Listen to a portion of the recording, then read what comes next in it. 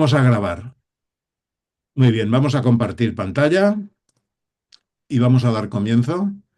Vamos a ver, compartimos aquí. Optimizar. Vale,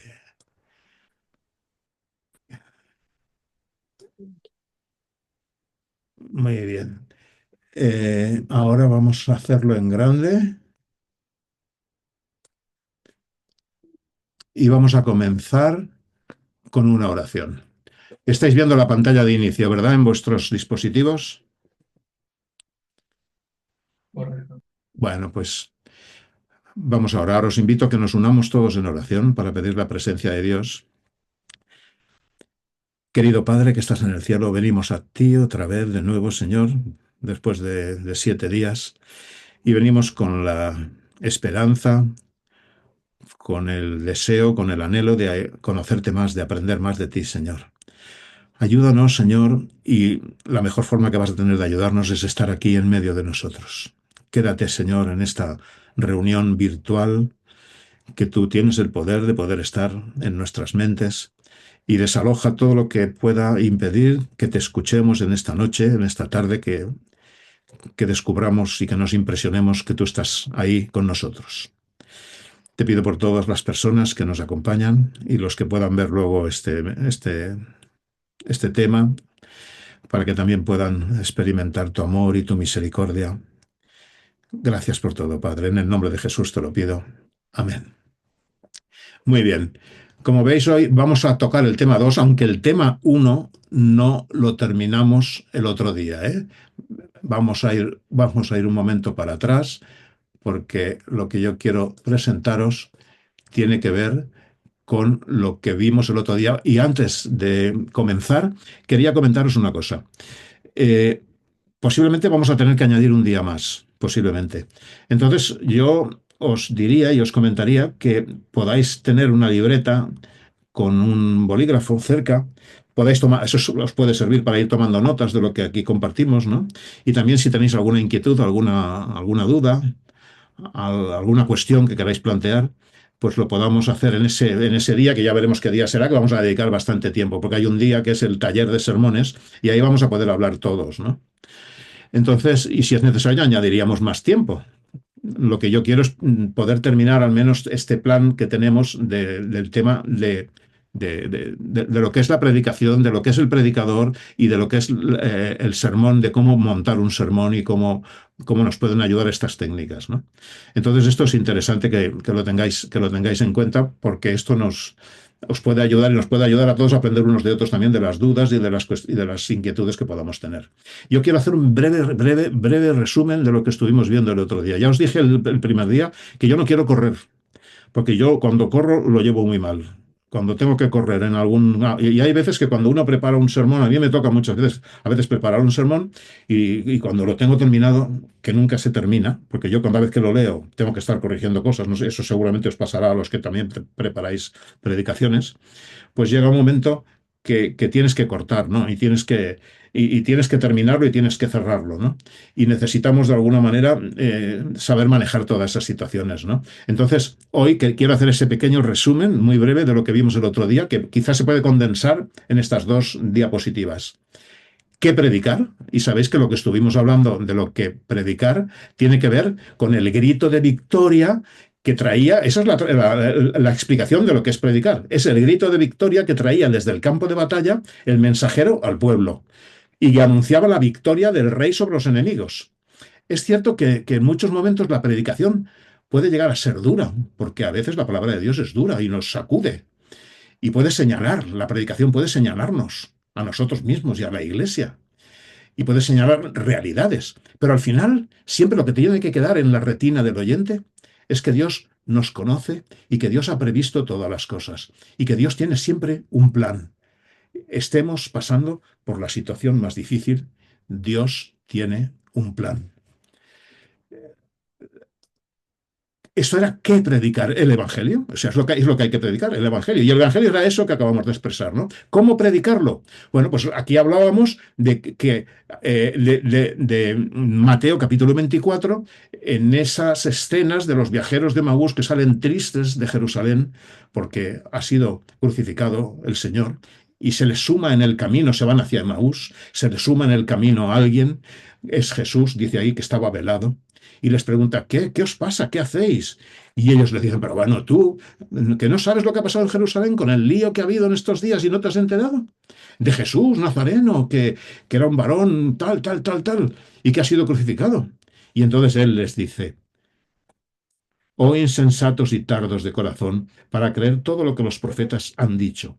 ¿No era necesario que el Cristo padeciera estas cosas y que entrara en su gloria?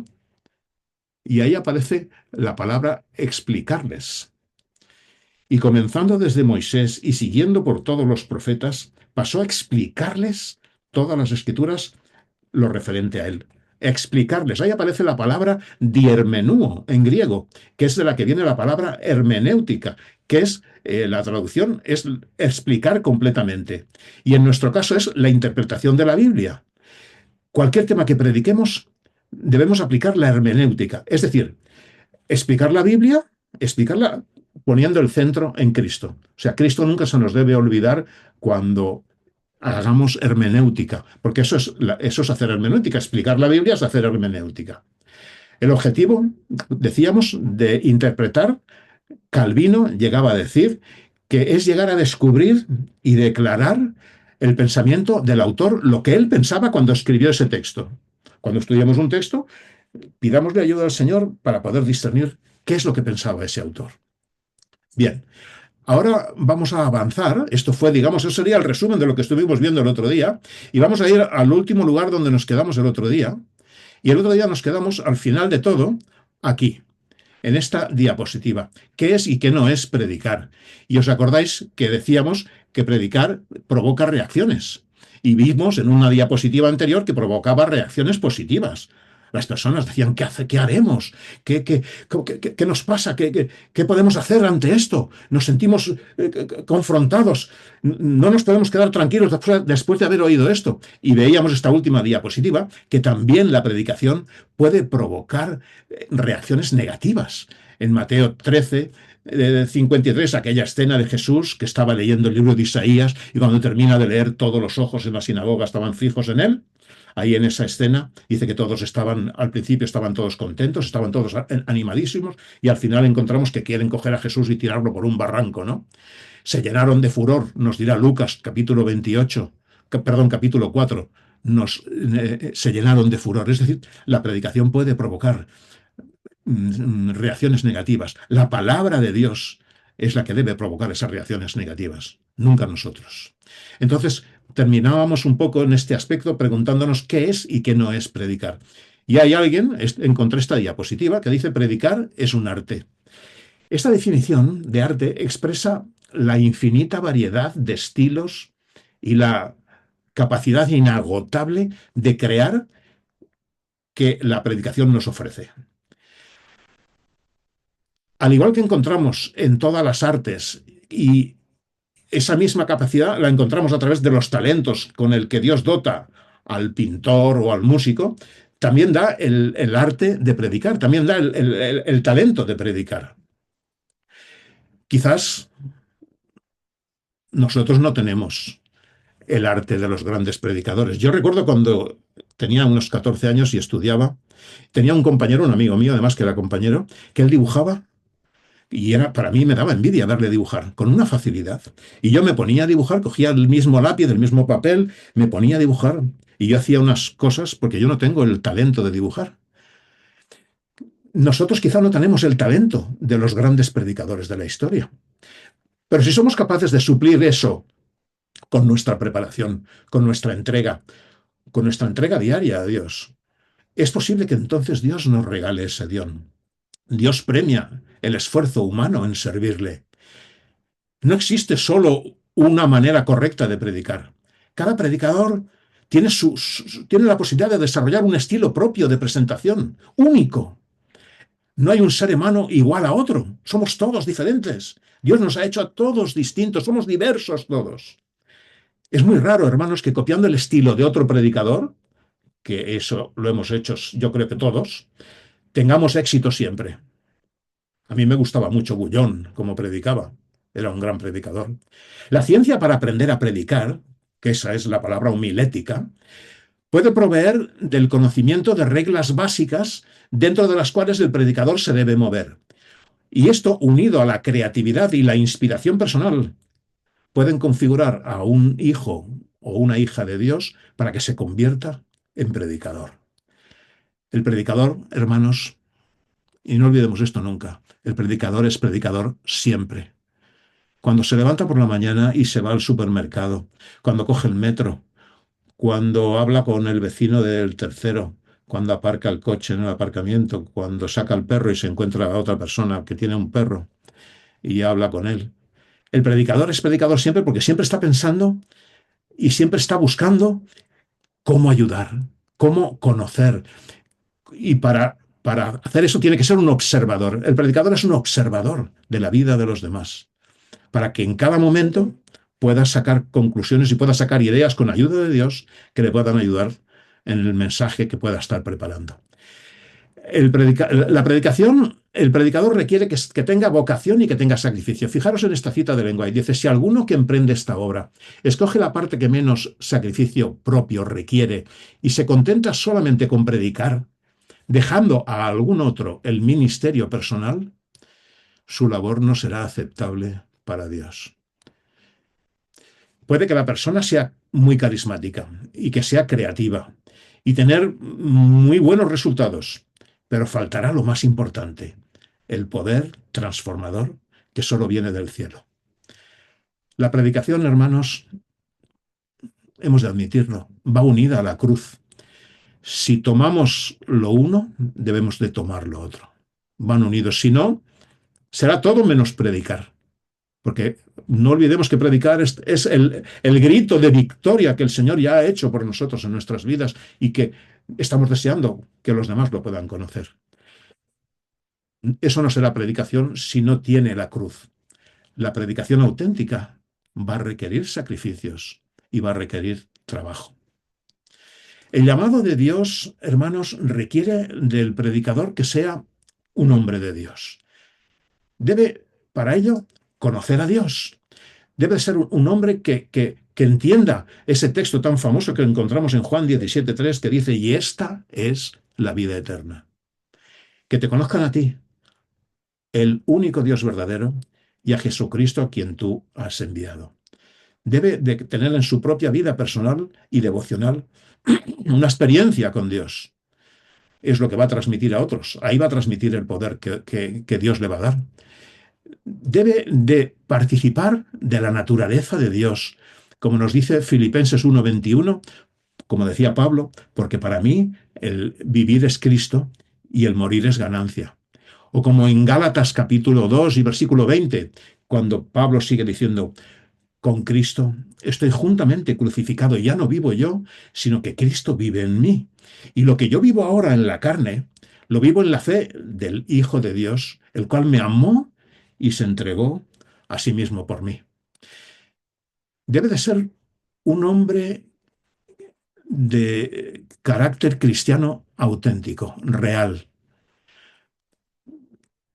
Debe de experimentar, sobre todas las cosas, el amor por las gentes. Luego veremos un verbo que se relaciona con el amor por las gentes, ¿no? El mismo que experimentaba Jesús, porque Jesús en Lucas 19:10 dice, porque el Hijo del Hombre vino a buscar y a salvar lo que se había perdido. Y en Lucas capítulo 15, Jesús convivía y vivía con pecadores, no tenía ningún problema. A veces nosotros estamos acostumbrados a relacionarnos solo con los hermanos que nos rodean en nuestras iglesias, tenemos nuestras amistades con ellos.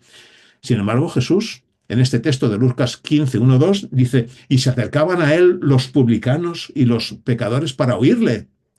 Y los fariseos y los escribas murmuraban, diciendo, este a los pecadores recibe, y con ellos come. Es decir, había una confianza, no solamente los recibe y hablaba, sino que pasaba tiempo con ellos y compartían incluso la comida, ¿no? Tenía que ser depositario, y esto es muy importante. Me gusta mucho este texto de Pablo a Timoteo, que se encuentra en Filipenses 2:20, que dice así. Vamos a ver el 19. Dice, pero en el Señor Jesús, perdón, espero en el Señor Jesús enviaros pronto a Timoteo, para que yo también me sienta animado al saber de vuestro estado. Versículo 20. Pues a ninguno tengo del mismo estado de ánimo y que tan sinceramente se interese por vosotros.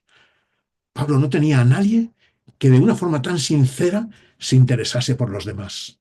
Qué bonito, ¿verdad, hermanos? Poder interesarnos por los demás de esa manera altruista, simplemente, no para que nos vean, para que nos reconozcan, para que nos halaguen, no, no, porque nos interesamos por ellos. ¿Por qué? Porque queremos desarrollar en nosotros, y el otro día escuchaba esta frase que la conocí hace ya muchos años, pero se me refrescó en mi memoria, que es desarrollar en nosotros el amor salvífico, porque es el único amor capaz que podemos experimentar, es el único amor capaz que podemos entender cuando leemos Primera de Corintios 13. Ese amor que aparece en Primera de Corintios 13 solo se puede llevar a la práctica cuando se lleva a la práctica desde la óptica del amor salvífico, de querer salvar a otros. Depositario del don de Timoteo. El amor por las armas, hermanos, debe de surgir por el conocimiento del valor de que tienen esas almas, ¿no? Como nos dice Lamentaciones de Jeremías capítulo 4, versículo 2, cuando dice, los hijos de Sión, preciados y estimados más que el oro puro. O el Salmo 135 y versículo 4, dice, porque Jehová ha escogido a Jacob para sí, a Israel como su especial tesoro. Nada, hermanos, nada puede estar encima, nada, ni por encima del amor a las personas, ni, ni la educación, ni la elocuencia. Todo eso está bien, la homilética está bien, pero sobre todo, antes de poder alcanzar las más grandes posibilidades como predicador, debe de estar el amor genuino por las almas. Y este adjetivo que aparece aquí aparece en algunos lugares en el Nuevo Testamento y lo presenta Pablo, el amor genuino, porque hay posibilidades de que exista un amor aparente, pero que no es genuino. ¿Por qué tiene que decir Pablo ahí amor genuino? Con que dijese amor por las almas, el amor engloba todo. Sin embargo, añade genuino, porque hay algún amor que no lo es. El llamado de Dios requiere del predicador que sea un estudiante diligente. En segunda de Timoteo, capítulo 2 y versículo 13, dice, estudia con diligencia para presentarte delante de Dios como varón aprobado, como obrero que no tiene de qué avergonzarse, que traza bien la palabra de verdad, que la traza, que la desmenuza, que busca un poquito aquí, un poquito allí. En segunda de Timoteo 4:13 leemos, y aquí vemos a Pablo, ese hombre de Dios que era un estudioso, era un hombre profundamente estudioso. Estaba en la cárcel cuando escribió la carta, la epístola a Timoteo, y le dice, trae cuando vinieres en el capítulo 4 y versículo 13 de segunda de Timoteo, le dice a Timoteo, trae cuando vinieres a verme el capote que dejé en Troas con Carpo, y no te olvides de los libros, y mayormente de los pergaminos. Me gusta este texto de Pablo con el estudio. Se nos llama al estudio, hermanos.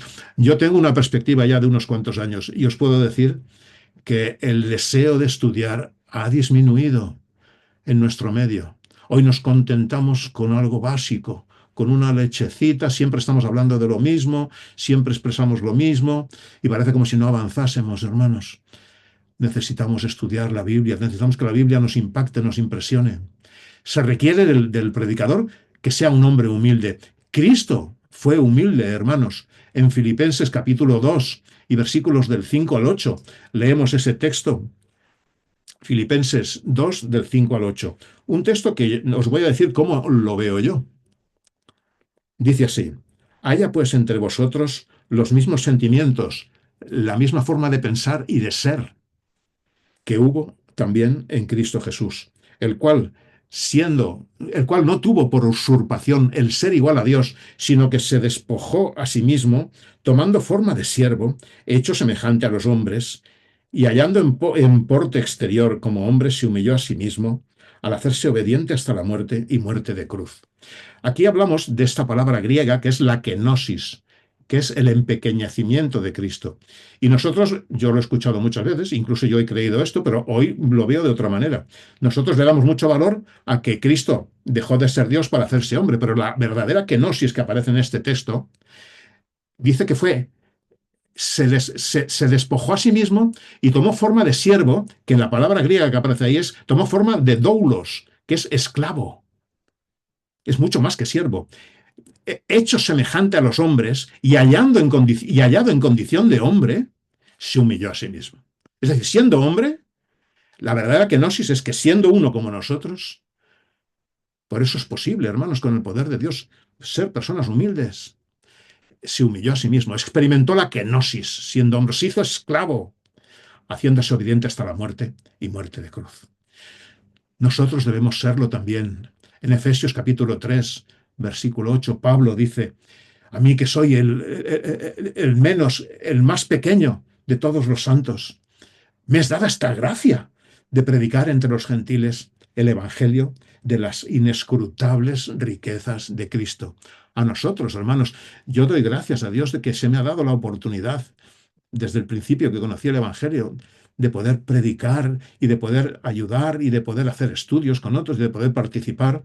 Últimamente llevo un tiempo que estoy menos activo, quizá porque me voy haciendo mayor y porque estamos también con cierta distancia, pero he sido feliz, hermanos, he sido muy feliz cuando hacemos una labor por los demás. Es un gozo, es una gracia, hermanos, poder predicar este Evangelio. Nosotros también debemos ser humildes como lo fue Cristo. El predicador, hermanos, se enfrenta con la tentación del orgullo. Hay este problema, hay que mirar todo esto, porque podemos pensar cosas y podemos creer cosas que en realidad no son, ¿no? El predicador debe de estar dispuesto a sufrir por Cristo. Este fue el consejo que Pablo le da a Timoteo en el capítulo 2 y el versículo 3, cuando le dice ese texto: tú pues sufre aflicciones como fiel soldado de Jesucristo. No nos está diciendo que busquemos el sufrimiento, hermanos. Tú pues sufre. No, no, pero ¿por qué? Lo que sí que hemos de hacer es que cuando venga el sufrimiento, no rehuirlo, porque a veces lo rehuimos, hermanos. Las dificultades nos ayudan a crear el carácter, como nos dice Santiago. Nuestra meta es glorificar a Dios aún en el sufrimiento, hermanos. El llamado de Dios requiere del predicador que sea un hombre o una mujer de oración. Orad sin cesar. Primera de Timoteo 5:17. Jesús fue un hombre de oración. Se requiere del predicador que sea un hombre íntegro. Primera de Timoteo 6, del 11 al 14. Mas tú, hombre de Dios, huye de estas cosas y sigue la justicia, la piedad, la fe, el amor, la paciencia, la mansedumbre, pelea la buena batalla de la fe, echa mano de la vida eterna, a la cual asimismo eres llamado. Debe de ser una persona amable, como nos dice 2 Timoteo 24-26, porque el siervo del Señor no debe de ser contencioso, sino afable para con todos, apto para enseñar, sufrido, que con mansedumbre corrija a los que se oponen, si quizá Dios, dice el texto, le dé la oportunidad de que se arrepientan para conocer la verdad y se zafen del lazo del diablo en el que están cautivos. En definitiva, debe de ser un ejemplo para todos. En 1 Timoteo capítulo 4 y versículo 12 se le dice a Timoteo: ninguno tenga en poco tu juventud. Timoteo era tan joven y ya era un ejemplo en aquella época. Sé un ejemplo en los creyentes, en palabra, en conducta, en amor, en espíritu, en fe, en pureza. Eso es lo que nos dice 1 Timoteo capítulo 4 y versículo 12. Debe de estar, y eso es lo que os decía antes, cuando hablamos del amor genuino, la otra palabra que os decía, debe de estar obsesionado con la salvación de otros. Debe desarrollar ese amor salvífico. Debe ser una obsesión. Si hemos de tener una obsesión, que sean las personas. que sean conocer a las personas, que sea eh, como Pablo, que dice que a los débiles, como dice ahí en 1 Corintios capítulo 9, versículo 22, a los débiles me he hecho débil para ganar a los débiles y a todos me he hecho todo para que de todos modos, ahí se arroga él, dice, salve a algunos. Es cierto, Pablo era un instrumento también, de Dios. Y en 2 Corintios, no por gloria personal, porque no nos predicamos, ese texto también que nos habla de esto, no nos predicamos a nosotros mismos, sino a Jesucristo como Señor y a nosotros como siervos vuestros por amor a Jesús. Todos estos adjetivos que aparecen aquí, hermanos, de alguna manera son características que debe tener cualquier cristiano. En definitiva, son características de todos los cristianos, pero el predicador está especialmente llamado a experimentar estas características que el Señor nos va a dar, porque de los otros no van a salir. La mayoría de los cristianos tenemos un trono en nuestro interior, hermanos, un trono donde se sienta un tirano insaciable. Me refiero al yo. Un tirano que quiere siempre ser reconocido, ser admirado, agasajado, que quiere ser considerado por todos. ¿Qué mal llevamos cuando alguien pone en evidencia alguna de nuestras carencias? Yo lo llevo mal. Y a veces alguien pone en evidencia alguna de mis carencias y no me gusta. Y sin embargo, ¿cómo nos agrada que nos halaguen? Pienso que hemos de ser muy cuidadosos en eso, con el halago. Es cierto que hay que valorar, y es bueno hacerlo, los dones de los demás, pero seamos cuidadosos. Yo conozco de alguien que cuando predica huye de la puerta y se marcha, y nunca, nunca lo encuentras ahí en la puerta. Dirá, alguno puede pensar, será un maleducado, ¿no? Que no quiere saludar a los hermanos. Pero yo creo que es porque tiene este problema. Pero es que este problema lo podemos tener todos. Las redes sociales hoy se basan un poco en todo eso, en recibir la respuesta, el like, el dedito. Y cuando no nos pasa, cuando no nos llega eso, hay un artículo que una vez, que lo tengo por ahí recortado, que dice vivimos la era del yoísmo. Del yoísmo, ¿eh?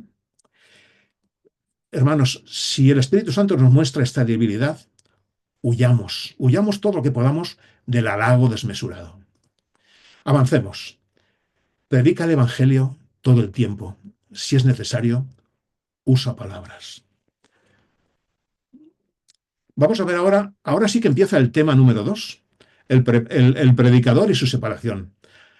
Y su preparación, perdón. Y aquí encontramos esta diapositiva, esta frase de Einstein que nos dice: dar ejemplo no es la principal forma de influir en los demás, es la única. El ejemplo personal. Y nos encontramos con esta otra diapositiva que también me gustó y por eso la incluí aquí. El mundo cambia con tu ejemplo, no con tu opinión.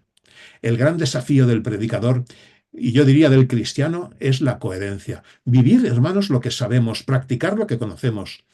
Se hizo hace unos años un experimento muy interesante con chimpancés.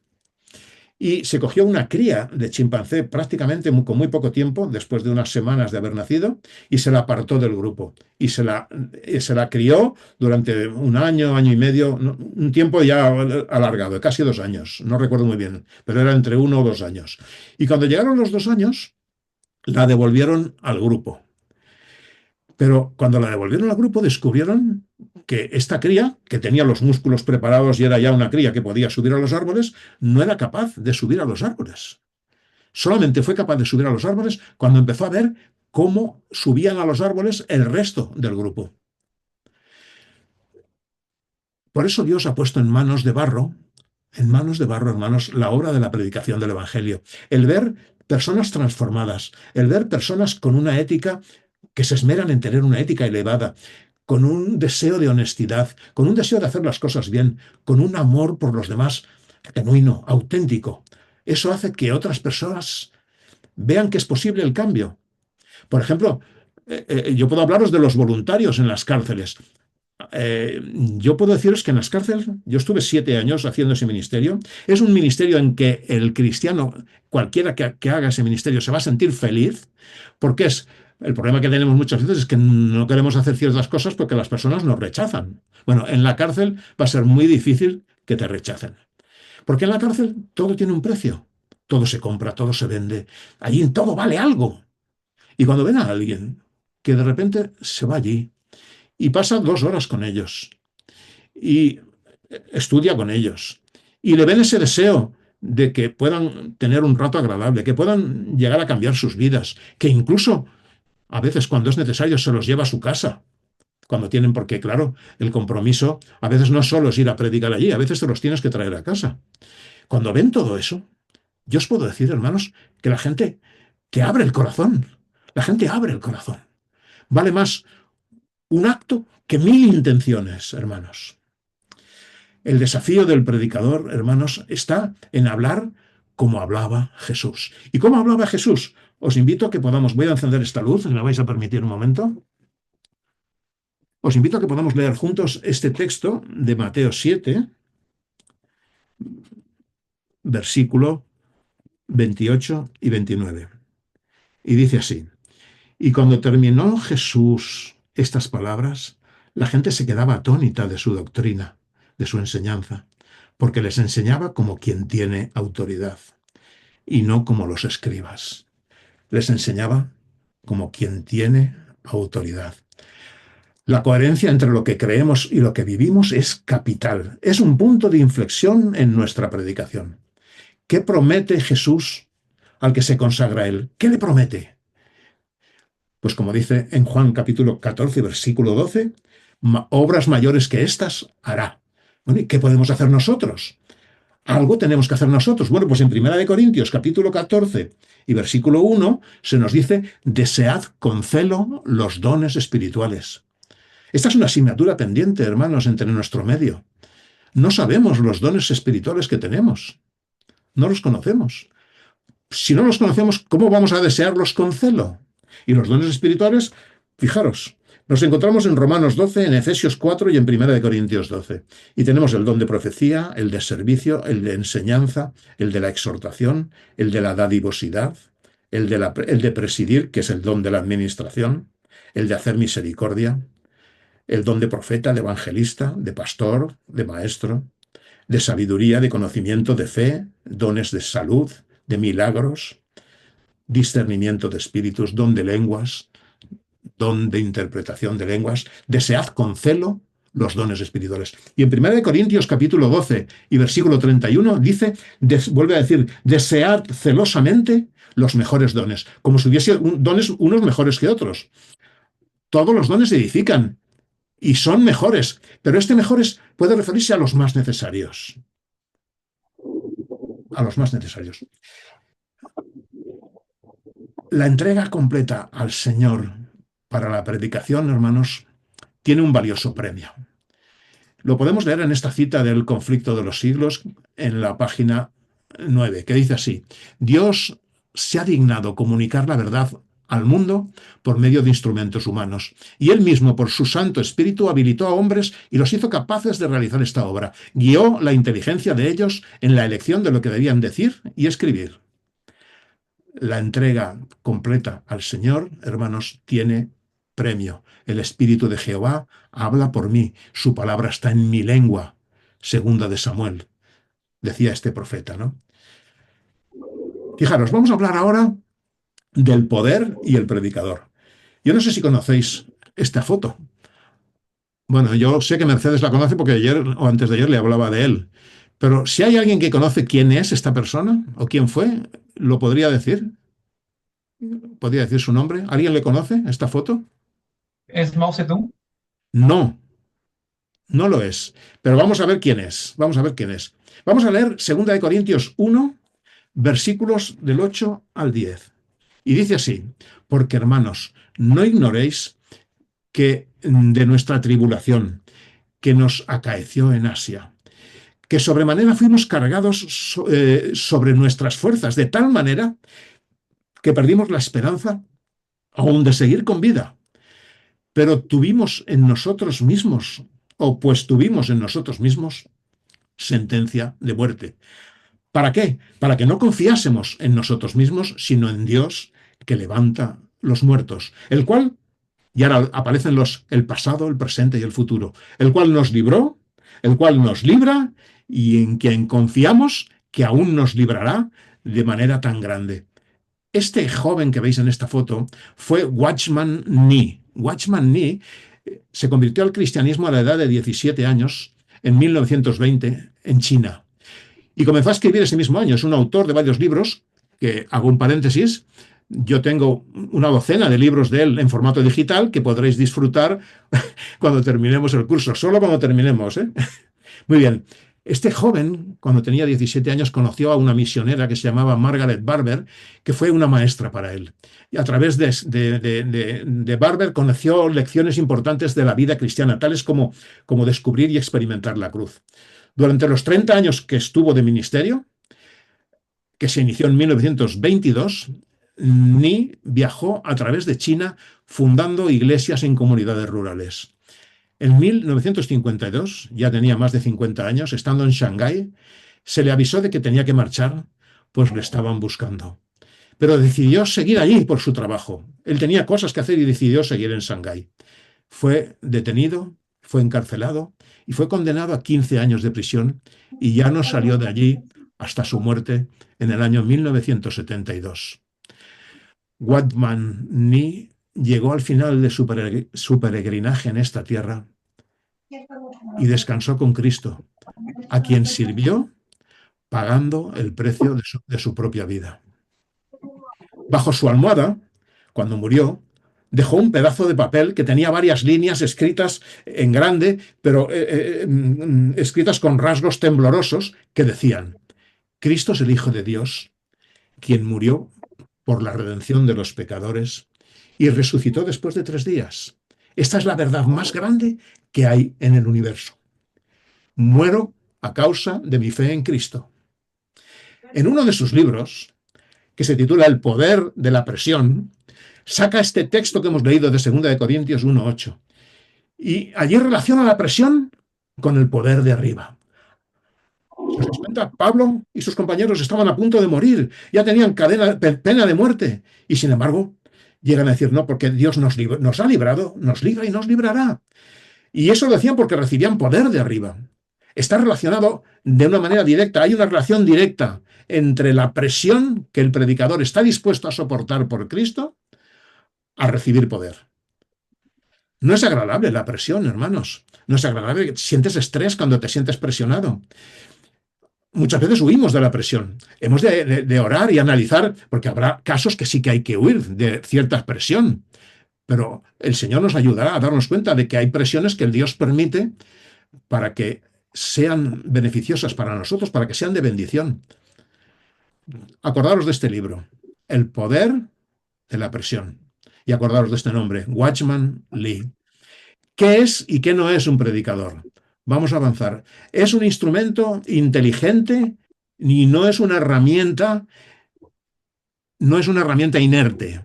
Dios, hermanos, da tanto valor a la libertad del individuo que hace que esto nos influya, pero que nos influya de una manera a veces casi imperceptible, como cuando el profeta Elías, en aquel texto en Primera de Reyes, capítulo 19, dice que Jehová no estaba en el viento, Jehová no estaba en el terremoto, que Jehová tampoco estaba en el fuego, pero Jehová estaba en el silbo apacible y delicado.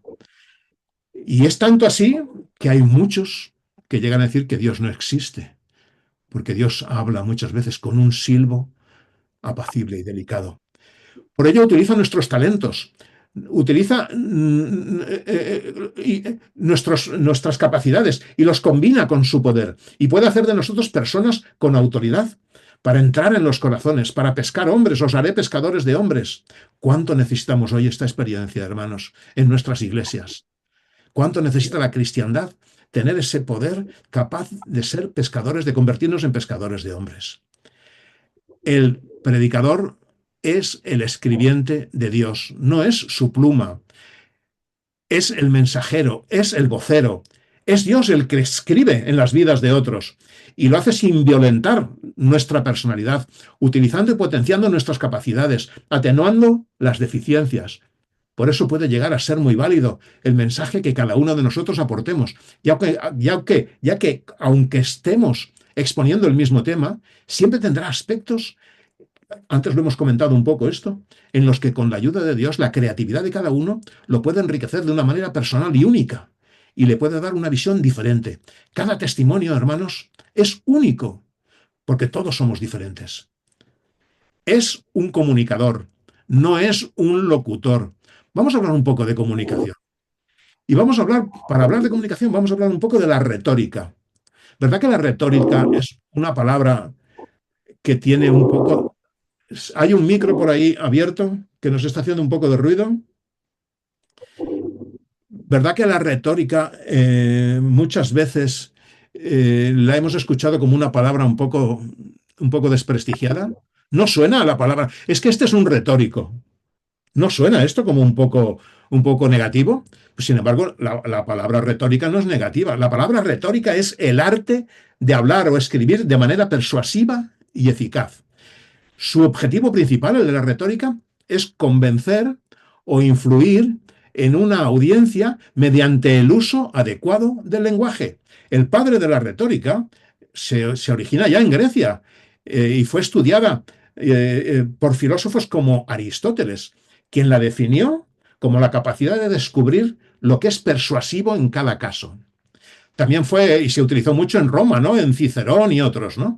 Hay tres elementos clave en la retórica. Hay tres palabras griegas que definen la retórica. La palabra ethos, con H intercalada, la palabra patos, con H intercalada, y la palabra logos. ¿Verdad que logos nos suena más?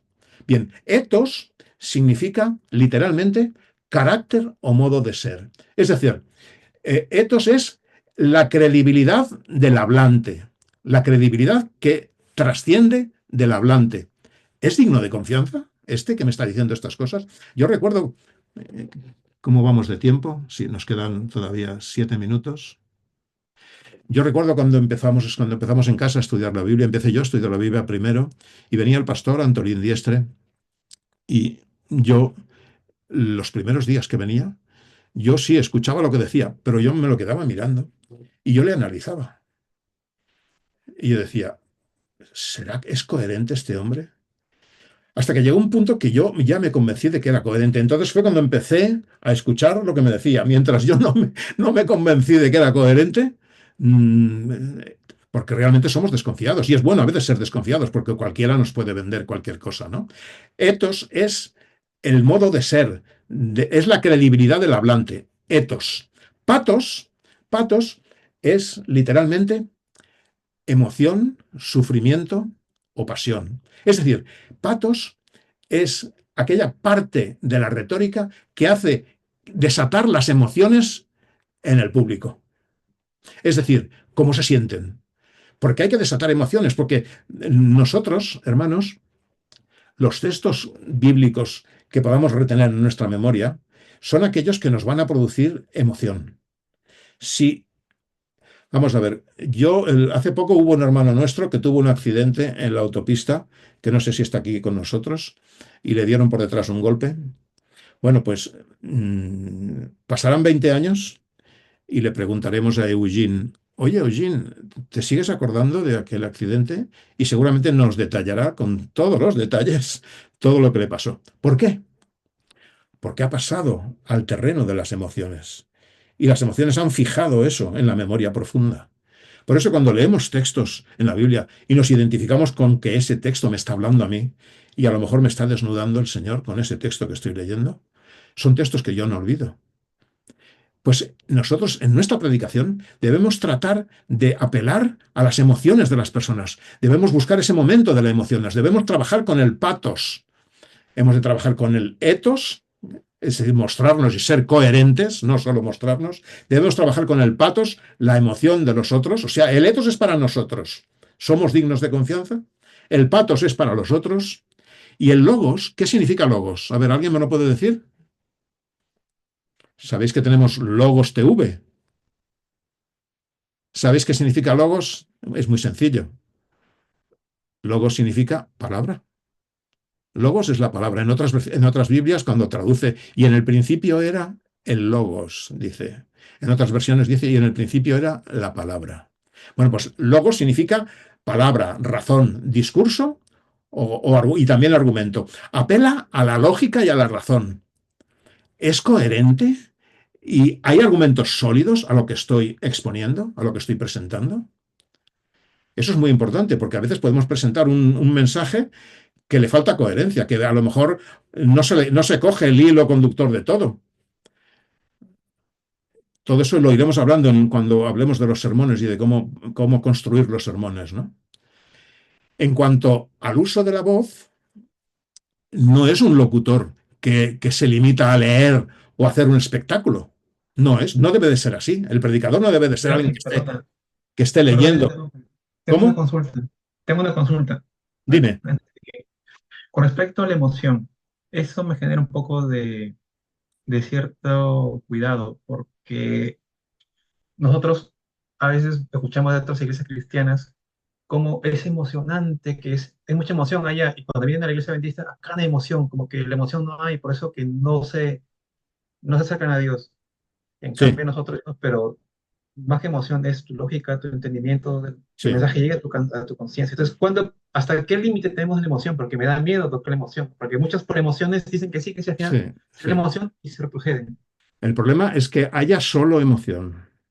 Si hay solo emoción, si no hay coherencia, si no hay etos, es un conjunto, ¿eh? Es el etos, el patos y el logos. Y sobre todo, si no hay palabra, porque la palabra significa razón, entendimiento, argumento, apela a la lógica, a la razón.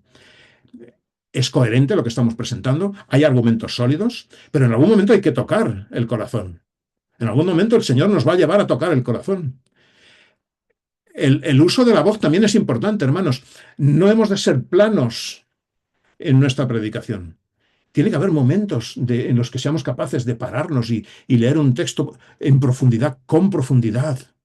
Y si es necesario en algún momento elevar un poco la voz, porque hay algo que nos llama mucho la atención. Hay un momento, hay una parte del sermón que se le llama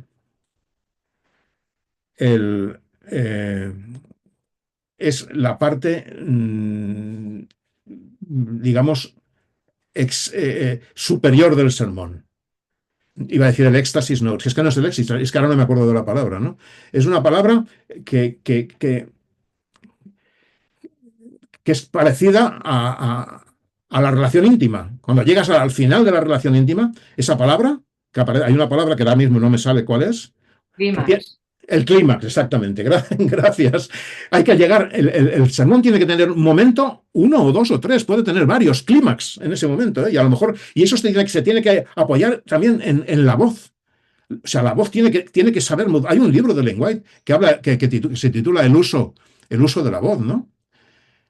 Es importante que esto lo tengamos en cuenta, ¿no? ¿Cuánto tiempo nos queda? Estamos ya prácticamente terminando, ¿eh? Número 4. Es un intérprete, es decir, hace hermenéutica, explica, se alimenta de muchas fuentes, lee a muchos autores, se prepara con la máxima información posible, pero con todo ello, él crea su propia estructura y da forma al mensaje que el Espíritu Santo le inspira. Cuando nos ponemos delante del papel y del bolígrafo para empezar a trabajar en un sermón, vamos a trabajar en un proyecto que le vamos a tener que ir empezando a dar forma, ¿no? Vamos a avanzar en esta diapositiva. Es alguien que practica, no es un teórico. Practicar lo que sabemos, lo hemos hablado ya bastante, es lo que nos da verdadera coherencia y seguridad. Es muy triste un predicador que predica sobre la victoria sobre el pecado y él está siendo derrotado por él. Yo tengo que confesaros, en algún momento me ha pasado a mí esto. Y es triste, porque uno reconoce que el Señor pues no está contigo en ese momento. Cuando somos rebeldes a Dios, el Señor no está con nosotros. El Señor nos está esperando con los brazos abiertos.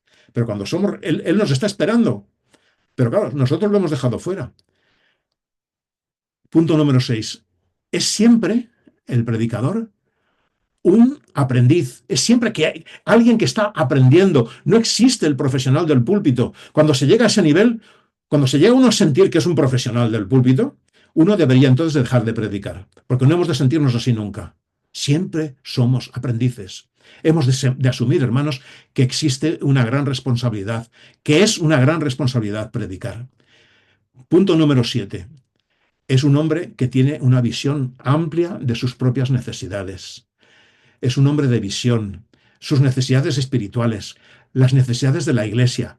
Ello hará que el Espíritu Santo le guíe, le inspire en temas que edifiquen a la Iglesia porque es un observador de la Iglesia y ve las deficiencias, las necesidades de la Iglesia. Y se preparará mm, proyectos de predicación y de estudio para que aumente y para motivar y alimente a la iglesia. Es alguien atento a las necesidades de los hermanos. Es alguien que se ocupa de las personas porque las ama, porque desea que la iglesia crezca, se extienda y si acabemos la obra en este mundo, hermanos, y el Señor venga ya de una vez a buscarnos. No es un visionario, no es, y ya terminamos aquí, no es un visionario que vive expectante de las cosas que están pasando en el mundo, emocionalmente, con emociones fuertes de estas que a veces nos podemos volver adictos a estos y que no las contrasta, con noticias que nos llegan a veces que no contrastamos, que nos dejamos influir por esas cosas que nos llegan y contagiamos a la iglesia permitidmelo, de esa irracionalidad, porque a veces no hay razón para defender ciertas cosas. Muy bien, hermanos, vamos a dejarlo aquí en esta noche. Vamos a cumplir nuestro ministerio, en este caso son las 9 menos 4 minutos. Lo vamos a dejar. Vamos a dejar de compartir pantalla y el próximo día vamos a seguir. No hemos terminado con la preparación del pastor y por lo tanto esto nos corresponde continuar el próximo día.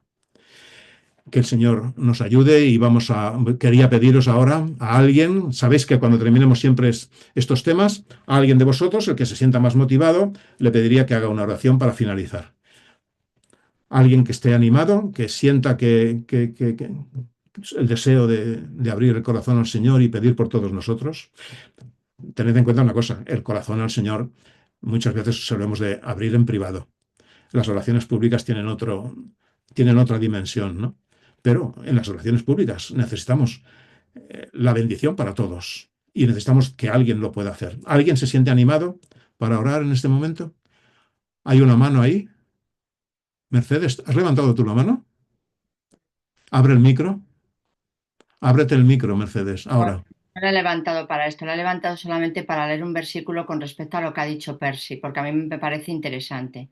Yo creo que la Biblia contempla que haya emoción, porque hay versículos que hay una impronta enorme de emoción. Por ejemplo, en Jeremías 13, en el versículo 17, cuando al pueblo de Israel Jeremías está hablando de que no se, de que le escuchen, porque si no van a ser llevados al cautiverio. Dice un versículo en mi versión que dice, y si todavía se rehúsen a escuchar, habla Jehová, dice, y si todavía se rehúsan a escuchar, lloraré a solas a causa de su orgullo. Mis ojos no podrán contener las lágrimas, porque el rebaño del Señor será llevado al destierro. Yo creo que es esta la emoción de la que se hablaba, o de la emoción que puede ser buena. Algo que realmente en ese momento no, el Señor pone un dardo en nuestro corazón y nos hace motivarnos, emocionarnos por su amor. Solamente quería decir eso, ¿eh? Muchas gracias. Gracias. Es cierto, así es. Mm, ¿Alguien se anima a compartir una oración con todos? Bueno, pues voy a orar yo en este caso. Querido Padre, te damos gracias sobre todo por tu palabra, porque en ella encontramos consuelo, en ella encontramos una ingente cantidad de sabiduría, Señor. Señor, vivimos tiempos complejos y difíciles. Nos hemos convertido en iglesias que somos muy poco relevantes en el mundo en el que estamos. Las cosas transcurren a nuestro alrededor, pero nosotros estamos como ajenos a estas cosas. No somos protagonistas. En tu palabra, Señor, expresas con total claridad que va a llegar un momento en el que va a surgir un grupo que va a presentar tu amor y tu misericordia a este mundo. Un grupo de seguidores tuyos que va a impactar, que va a tocar corazones, que va a ser relevante en este mundo, ¿no?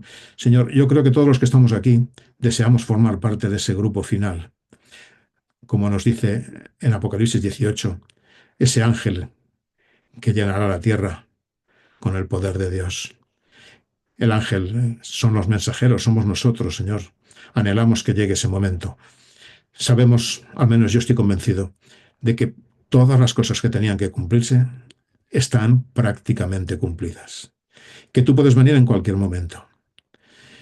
Y por eso sabemos que antes se debe de producir ese movimiento, ese evento, que ese evento va a ser el que nos va a dar la perfecta seguridad de que tú ya vienes.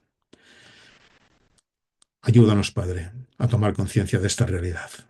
Y ahora quédate con cada uno de nosotros, despídenos con tu paz, con tu amor, con tu misericordia, que te lo pido en el nombre de Jesús.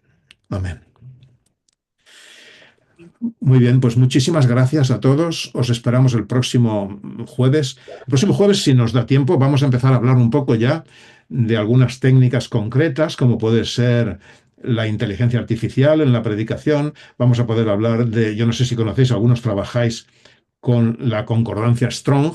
Vamos a hacer hacer algún ejemplo de cómo manejar la concordancia Strong para que nosotros que no hemos estudiado griego podamos entender cosas en griego y que nos ayuden a entenderlas mejor, porque nuestras Biblias han sido traducidas y necesitamos herramientas para poder discernir a veces cosas que aparecen en nuestras Biblias y que no están bien traducidas. Muy Pues bien. con esto quiero animaros a que vengáis, ya que estéis todos el próximo jueves aquí, a que no os perdáis el tema.